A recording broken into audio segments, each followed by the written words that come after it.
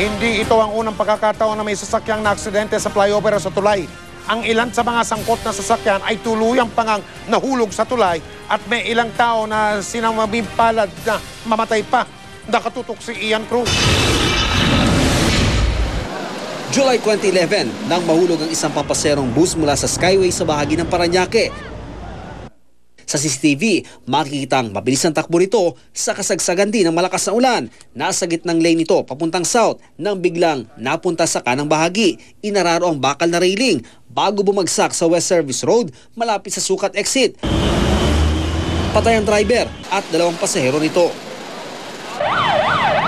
January 2007, isang armored van din ang nahulog sa Skyway sa bahagi ng Makati at may nabagsakan pang kotse. Patay ang driver ng van, 4 ang sugatan. May kotse ring nahulog mula sa tulay sa Bagong Ilog sa Pasig noong July 2008. Nabagsakan nito ang isang lalaking naglalakad lang sa ilalim ng tulay na kalaunay namatay.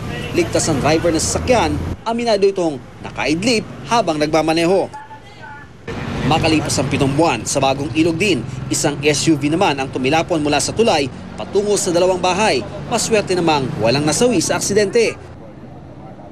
Paulit-ulit na paalala, hinay-hinay sa pagpapatakbo, lalo na kung madulas ang daan ngayong tag-ulan.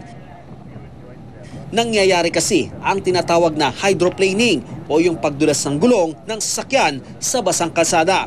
Kapag umulan kasi, may mga bahagi ng daan kung saan may naiipong tubig. Ang naipong tubig na ito ang nagiging dahilan sa hindi pagkapit ng gulong sa kalsada, lalo na kapag mabilis ang takbo ng isang sasakyan. At kapag hindi nakalapat ng gusto at nakakapit ang gulong sa basang daan, dumudulas ito at nawawalan ng kontrol ang driver sa sasakyan. Dagdag pag-iingat din kung bubuksan ang inyong headlights para mas madaling makita ang daan. Mag-hazard din kapag malakas ang ulan at zero visibility para mas makita ng mga kasabay at kasalubong na sasakyan. Lakihan din ang distansya sa sinusundang sasakyan. Kapag kailangan namang lumiko o lumipat ng lane, mas makabubuting buksan ang salamin at lumingon na lang para mas makita ng tama ang paligid. Karaniwan kasing malabo ang side mirror kapag umulan. Ian Cruz sa Katutok, 24 Oras. At matapos po yung pagguho ng lupa o landslide sa Benguet at Antipolo kahapon, sa Taytay Rizal naman nagkaroon ng pagguho ng lupa. Ang naging epekto o resulta ay ang pagbigay ng pader ng isang bahay, isang residente ang buntik pangabutan ng guho. Mula sa Taytay Rizal, live na naman ito. Nakatutok si Susan Enriquez. Susan. May gumuho ang pader at lupa ng isang bahay dito sa Barangay Dolores sa Taytay Rizal, bunsod ng walang patid na pag-ulan at paglambot ng lupa. Pinalikas na muna ng Taytay Rescue Unit ang mga residente sa ibabang bahagi ng Barangay Dolores matapos ang pagguho ng lupa. Pinaalalahanan ng mga nakatira sa posibleng maapektuhan ng landslide na huwag magbaka sakali sa kanilang kaligtasan. Ngayon hapon, nakita namin na iba yung lugar nung pagkakaguho. Tingin namin baka gumuho, kaya yung mga nasa babaan ng bahay, pinaalis na namin para makasiguro. Bukod sa paglambot ng lupa dahil sa walang tigil na pag-ulan mula pa noong Lunes, ang kawalan pa rin daw ng drainage system sa lugar ang dahilan ng landslide. Bakas pa nga ang takot sa mukha ni Joshua Montero kanina. Muntik na raw kasi siyang abutan ng gumuhong pader at lupa mula sa itaas ng kanilang bahay. Dito po, kabababa ko lang po. Tapos? Bumagsak po. Si Merlita, nangunguha daw ng gulay nang may marinig na kakaibang malakas na tunog. Inakala raw niyang agos ng tubig kaya agad siyang tumakbo. May narinig ako, ma'am, na parang nag-crack. Tapos, tumakbo na ako, ma'am, kaya alam ko na yung pader, ang ano na kasi akala ko mga tubig na yung lalabas. Pag-aari daw ng isang William Yu ang gumuhong pader. Noong Lunes pa raw kasi walang tigil ang ulan kaya lumambot na ang lupa. Under renovation pa siya. Kumbaga, itong yung inaanuhan namin, yung parang guest room, tapos under renovate yung mga ibang ano niya. Yung pool niya, hindi pa siya masyadong gawa. 3 days na, ma'am. Simula nung Monday, tuloy-tuloy, ma'am. Mike, ilang minuto pa lamang nakalilipas ng puntahan natin yung isang lugar pa rin dito sa Barangay Dolores dahil may malaking tipak ng bato ang dumausdos, ano? At ito'y nagbabadya na mahulog doon sa ilang mga kabahayan dahil nga patuloy pa rin naman ang pag-ulan dito sa Barangay Dolores sa Taytay Rizal. Kaya ito yung binabantayan ngayon ng isang NGO na nagbabantay dito sa mga residente ng Barangay Dolores. Ipinarating na rin natin ito sa tanggapan ng alkalde ng Taytay Rizal. At ayon po sa rescue unit ng Taytay Rizal, walang patid ang paalala nila sa mga nakatira dito sa mga landslide prone area na kung maaari ay humanap ng mga ligtas na lugar para makaiwas sa mga peligrong dulot ng pagguho ng lupa. Mike? Naalala ko yung trahedya ng Cherry Hill sa may Antipolo. Maraming salamat, Susan Enriquez. Isa sa mga lugar na pinakadelikado sa pagguho ng lupa o landslide, ang Barangay Mayamot sa lungsod ng Antipolo. Doon nagkaroon ng pagguho ng lupa kahapon. Binalikan ng mga eksperto ang lugar na yon at nabahala sila sa iba pang senyales ng mahinang kondisyon ng lupa. Nakatutok si June Veneracion.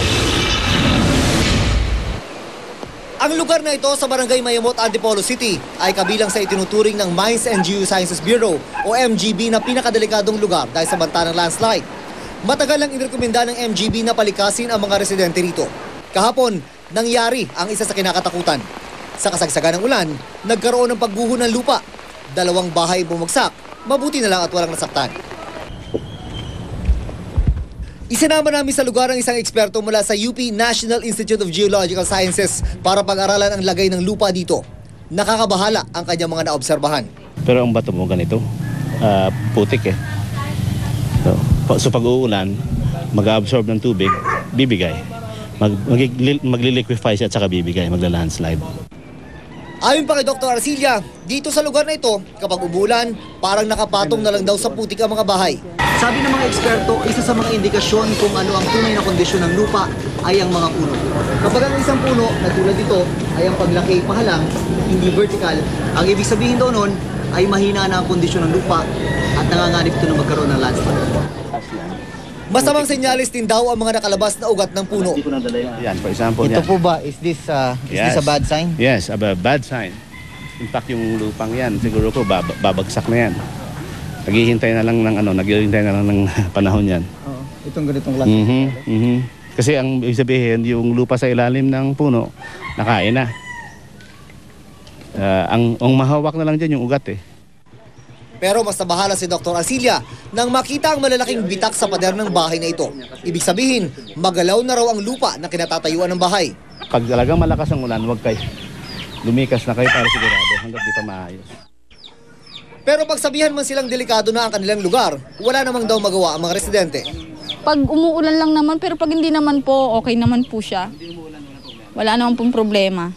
Paano pag umulan? Anong gagawin nyo? Susunod na ulan? Siyempre, hindi ka makatulog, lalo na kapag gabi. Kailangan pakiramdaman mo yung bahay. Nakakatakot din minsan. Kabado. Wala rin sa ano. Kaya minsan, pamilya mo maiiwan. Kaya yun ang nakakatakot eh. Sa buong Metro Manila, ang barangay Bagong Silangan lang sa Quezon City ang lumabas sa hazard mapping ng MGB na napakadelikado sa landslide. Sa 10 probinsya na itinuturing na pinakadelikadong lugar sa landslide, Benguet ang nangunguna. Mula 2010, nasa 8,000 barangay na ang inirekomenda ng MGB na wag nang patirhan dahil sa banta ng landslide. Pero nasa 10 hanggang 20% pa lang daw ang sumunod at nagsagawa ng relokasyon. Medyo mababa ang compliance dahil nga sa resources na kailangan. Kaya nga pinapaigting din natin yung strategy ng adaptation. Kaya importante dyan yung epektibong early warning system. Kaya mahalagang malaman ang mga warning sign ng landslide, gaya ng pagtabingi ng puno o poste, crack sa sahig at hindi maisarang pinto. June Veneracion, Nakatutok, 24 Oras. Pinaalis na yung mga naninirahan sa ilalim ng isang tulay sa lungsod ng Valenzuela at yun ay matapos gumuho ang pader doon kahapon. 2 ang namatay sa pangyayaring iyon. Pero sa kabila ng panganib ay may nagsisibalikan pa rin para kumuha ng mga gamit na pwede pa nilang ibenta. Nakatutok si Julius Segovia, live mula sa Valenzuela. Julius. Mike, dahil pa rin daw sa pangamba na baka muling gumuho ang bahagi ng tulay sa Gente de Leon, ipinag-utos na ng lokal na pamahalaan ng Valenzuela na gibain ang mga bahay na may 20 metro ang layo mula sa pinangyarihan ng insidente kahapon. Inabot ng halos 12 oras bago naiahon ang bangkay ni Rodel Pugoy Sr. Isa sa dalawang nasawi ng gumuho ang malalaking tipak ng adobe dito sa Gente de Leon kahapon. Pinaalis na ang mga residenteng naninirahan sa ilalim ng tulay, pero nagbalikan pa rin sila kanina para maghanap ng mga kalakal na pwedeng ibenta. Binibenta po sa junk shop. Para pambili ng pagkain ng mga bata. Magkano ba yan kung sakaling ipagbili nyo? Isang kilo po, 13. Sinita ng mga pulis ang nagbalikang residente. Biro-biro ang panganib na manatili pa sa lugar. Ang bigat pa nga lang ng tumabo na adobe, aabot sa 400,000 kilo o mahigit 400 tonelada. Ang main duty lang pulis ay to save life and property, di ba? Okay, so kailangan pagbawalan natin sila. Ang malaking tipak ng adobe na aking kinatatayuan ngayon ay bahagi nitong ilalim ng tulay na bumigay sa kasagsagan ng ulan kahapon. Kung inyong mapapansin, sa ilalim din mismo ng tulay, may ilang mga bahay. Nandyan pa nga yung mga gamit o mga residente. Ayon sa City Engineering's Office, bawal at mali raw ang ginawa ng mga residente dahil inuka nila ang ilalim ng tulay. Ito ang dahilan, kaya humina ang pundasyon nito. Ayon sa Valenzuela City Engineering Office, noon pa may peligroso na raw ang naturang tulay. Dati nang may crack ito itong portion na to na hindi naman alam po ng mga tao. Tapos, yung crack na yan, na-penetrate ng roots hanggang dito po sa ibaba. At the same time naman po, since na-penetrate na yan, yung mga tao naggawa ng passageways at saka nakadagdag din po yung vibration na gawa ng mga sasakyan sa taas.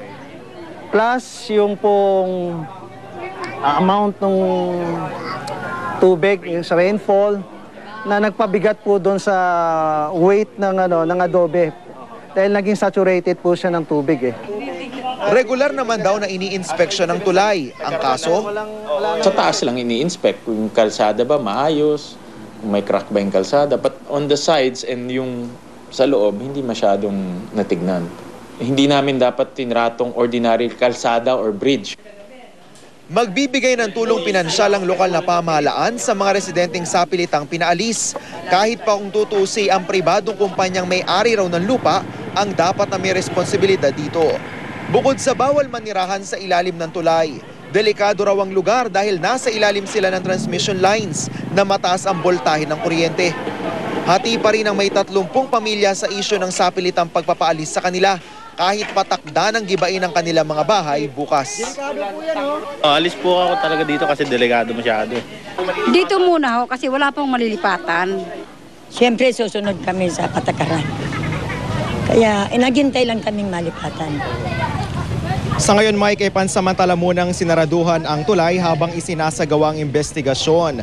Mga light vehicle at pedestrian lamang ang pinahihintulutang makatawid. Kaya nga yung mga pasahero ko inyong makikita, Mike, dyan sa ating live video, napipilitang maglakad para makatawid sa tulay na ito, Mike. Yan muna ang latest mula rito. Balik sa'yo. Maraming salamat, Julius Segovia.